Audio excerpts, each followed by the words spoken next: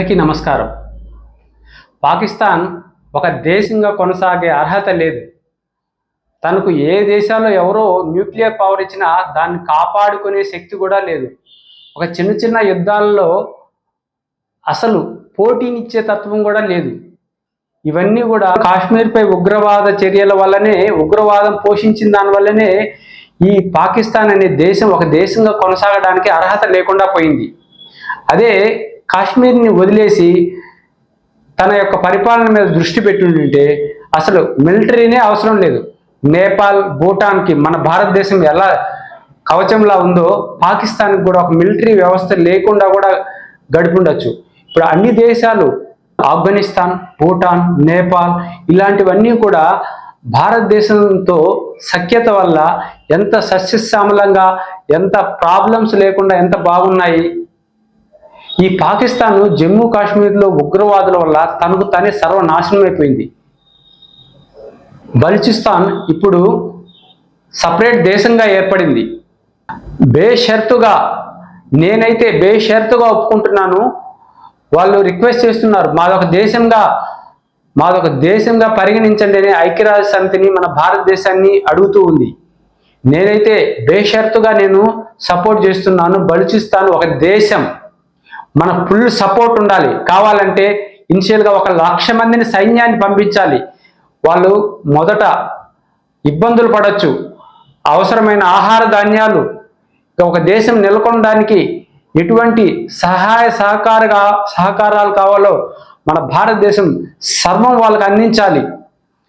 ఈ నైబర్ అయినటువంటి పాకిస్తాన్ ఎటువంటి కుట్రలు పన్నుతుందో తెలియదు.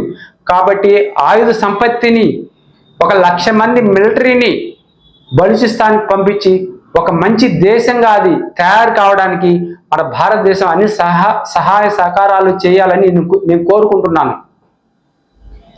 బలూచిస్తాన్ ఈ రోజుతో అది ఏర్పడినట్టే.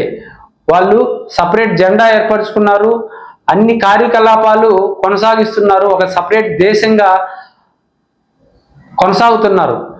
బలూచిస్తాన్లోకి పాకిస్తాన్ సైన్యం ఆ చుట్టుపక్కల కూడా పోలేని పరిస్థితి. ఒక దేశం ఏర్పడడానికి ఇంతకంటే ఎటువంటి పరిస్థితులు ఉండాలి.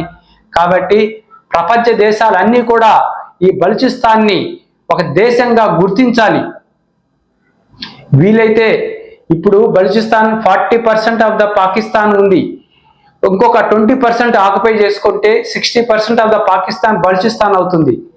అటు తెహ్రీకే తాలిబాన్ వాళ్ళు ఒక పక్క యుద్ధం చేస్తున్నారు, వాళ్ళు కొంత ఆక్యుపై చేసుకుంటే మనము పాకిస్తాన్ ఆక్యుపైడ్ కాశ్మీర్ని మనం ఆక్యుపై చేసుకొని ఇంకా అనదర్ ఒక 10% ఆ 20% మనం ఆక్యుపై చేస్తే పాకిస్తాన్ అనే దేశం లేకుండా పోతుంది, ఒక పీడ విరగడవుతుంది. కానీ అమెరికా తనకు ఈ సౌత్ ఆసియాలో ఒక కమాండ్, ఒక పొజిషన్ కోల్పోతుంది. ఆసియా మీద పట్టు కావాలంటే ఒక స్థావరం అంటూ ఉండాలి, అది పాకిస్తాన్ ఇస్తూ ఉంది. కాబట్టి అమెరికా కుట్రలు, కుయుక్తులు పన్నచ్చు.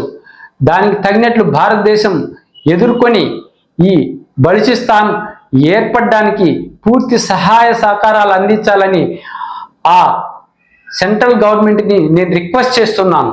బలూచిస్తాన్ ఏర్పడాలి, బలూచిస్తాన్కి మనం పూర్తి సహాయ సహకారాలు అందించాలని నేను కోరుకుంటున్నాను.